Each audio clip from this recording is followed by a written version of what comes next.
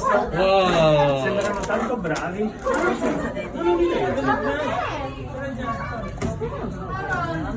I pesciolini sono così bravi. No, in teoria ti stavo dicendo che sono...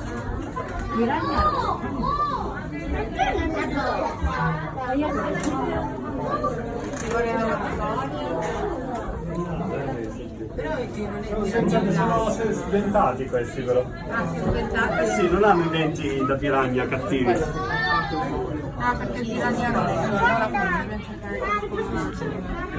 è